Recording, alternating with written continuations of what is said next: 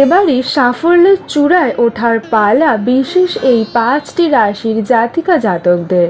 21শে April থেকে শুরু হয়ে গিয়েছিল নতুন সপ্তাহ। কেরিয়ার, ব্যবসা, স্বাস্থ্য এবং প্রেমের দিক থেকে বিশেষ এই 5টি রাশির জন্য এই সপ্তাহ এবং আগামী সপ্তাহগুলো দুর্দান্ত হতে চলেছে। নমস্কার প্রিয় দর্শক বন্ধুরা, কৃষ্ণার্জুন চ্যানেলের পক্ষ থেকে জানাই আপনাদের আন্তরিক স্বাগত।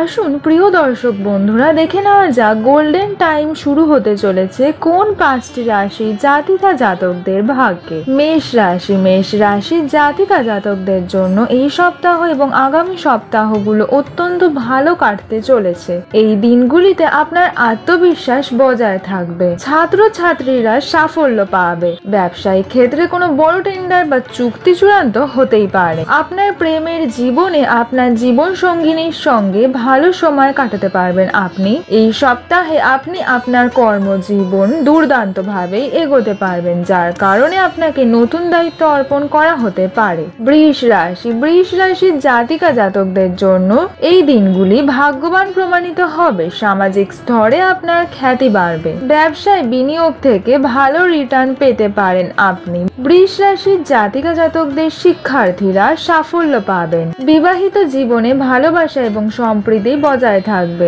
আর্থিক পরিস্থিতি শক্তিশালী হওয়ার সঙ্গে সঙ্গে আত্মবিশ্বাস বাড়বে আপনার।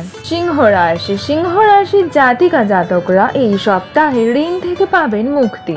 আপনারা যারা পরীক্ষার প্রস্তুতি নিচ্ছেন, শিক্ষার্থীদের কঠোর পরিশ্রম করতে হবে। হঠাৎই লাভ ব্যবসায় আনবে সমৃদ্ধ। কর্মক্ষেত্রে মহিলাদের প্রতি ভালো আচরণ উপকারী হবে। মকর রাশির জাতিকা জাতকরা মন থেকে শান্ত থাকবেন।